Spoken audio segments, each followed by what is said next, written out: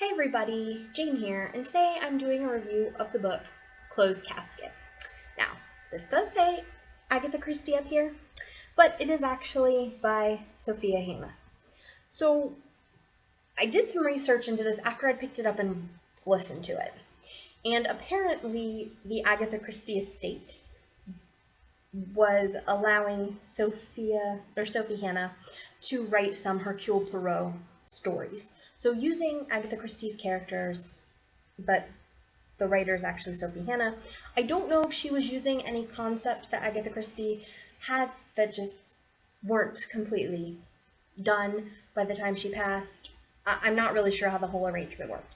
But this is, I believe, the second book, maybe the third in this series that she has done. But it is the first one I have read.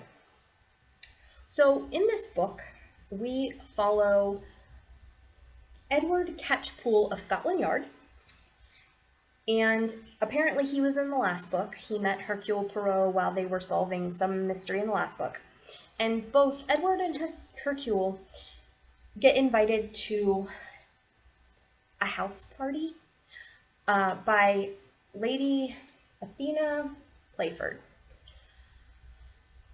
Athena Playford is a mystery writer. She has a famous children's mystery series, and she has invited them, they assume, to ask questions about detective work for her books. At dinner that night, she makes the announcement that she is changing her will, and she is cutting both of her children out of her will and giving all of her money to her secretary. Now, her secretary is a dying man. He is in a wheelchair, supposedly his kidneys are failing. He is not doing good. So there is kind of like, why are you giving your fortune to this ailing man? Why are you cutting your children out of your will?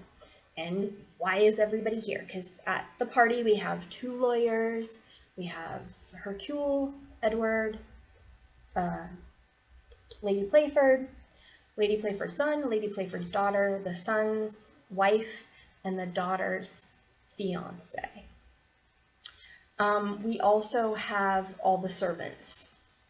So that happens, and then the secretary is murdered. Oh, and the secretary's nurse, that's who else is there. And then the secretary is murdered. So the rest of the book is Hercule and Edward trying to figure out who murdered the secretary.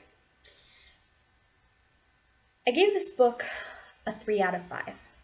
Now I will say, up until about the halfway point, it was a 4 out of 5. I was really having a good time with it. There were some things that didn't work for me from the get-go. The treatment of heavyset characters in this book was not good.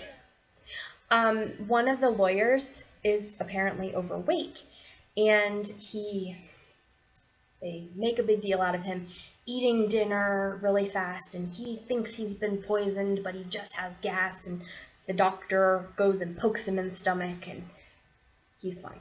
Anyway, I didn't care for that. And then there was also a lot of talk about, like, these stairs.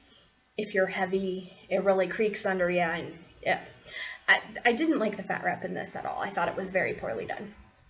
Now, I had been willing to excuse it when I thought it was Agatha Christie, thinking it just, a sign of the times.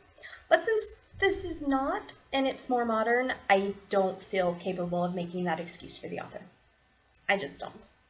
So, wasn't a fan of that. However, other than the fat rep, I did think that the story was pretty interesting up until about the halfway point.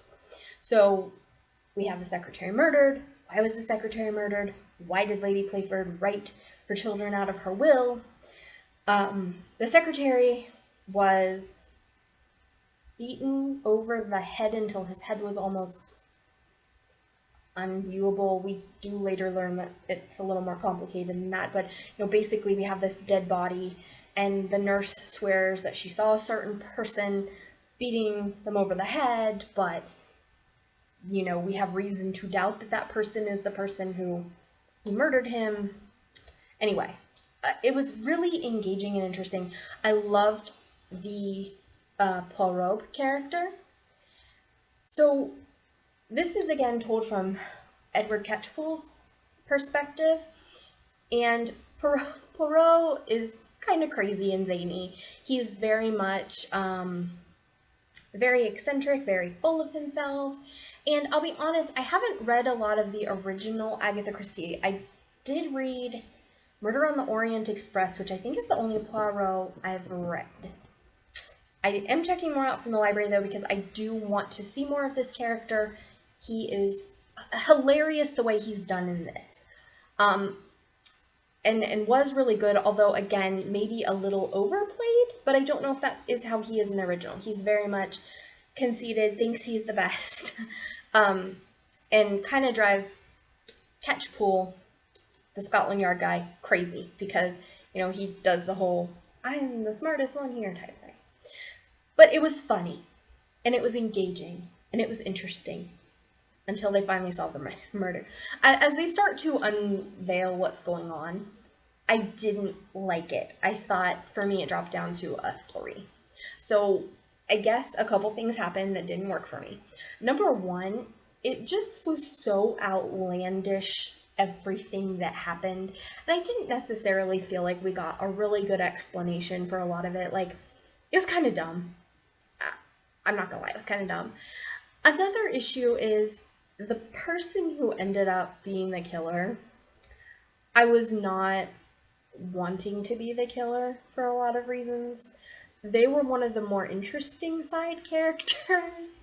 And I don't think I'm giving anything away, because we literally have this house party and there's only so many people who could have done it. So you know it has to be either the lawyers, Lady Playford, Scotland Yard guy, we know it's not him because we're in his perspective, Poirot, not him, he's in the book, the nurse, the 2 kids of Lady Playford, the spouses or spouse/boyfriend over here, or the servants. There's only so many choices. So I don't really think it's giving much away to say it was a minor character or one of the secondary characters that did the murder. But I really liked the secondary character, and I felt like the fact that they did do the murder sucked, and their motive for the murder didn't really work. Like, I almost felt like this would have been so good if they could have given me a better mystery with it. I found the writing engaging. I really liked the characterization. It was very funny in certain parts. The general idea of the murder was well done. All the setup stuff was so good. But I just felt really let down by the reveals and, you know, kind of how everything panned out by the end of the book. I also didn't love some of the choices that were made at the end of the book of how justice would be served. It didn't really work for me. I was kind of annoyed / frustrated / just, really? No. So, I don't know if I will read more by this author. I do want to go back, as I said, and read the original Poirot from Agatha Christie. As far as Sophie Hannah, I don't know. I need to see a little bit more about the original Agatha Christie's before I decide, because I did like how she played out Poirot, but I didn't like her mystery. And that's kind of my general feeling of the book, is I had a good time until we were talking about the mystery, and then I got really frustrated with the way things worked. So, if you like mysteries, maybe skip it. I mean, it depends on how badly you want it to be a good mystery. This was not a great mystery, but it was entertaining other than that. The characters were entertaining. The situation up until we started to do the reveals was pretty entertaining. Like, for the first, I did listen to it on audiobook, obviously. There's 9 discs in here. I would say until we got to about disc 5. I was fully engaged. I was having a good time. And then about disc 5 on, I was like, oh, this isn't working for me so much. So I can't really recommend, but I also don't want to completely steer you clear because it was a good time. I just didn't care for how the mystery panned out. So, have you read Closed Casket? Have you read other books by Sophie Hannah? Are the mysteries in those better? Did I just pick a dud? Give me some feedback here if you have any about this series. Yeah, because like I said, if the mystery had been better, this could have been a 4 out of 5. But it just wasn't. So if you think I should read other books in the series, let me know. Any other comments you'd like to leave below, go ahead. I will be hopefully reading the original Agatha Christie, Hercule Poirot, and get some different feel for the characters and plots and stuff she used. And maybe I'm just misjudging Sophie Hannah. Maybe she's doing a lot of things like tributes to Agatha Christie that I just don't know because I haven't read enough of it. Don't know yet. But yeah, I would love your opinions. Also, my social media is below if you would like to contact me outside of YouTube. Please like and subscribe for more content, and I will see you next time. Bye.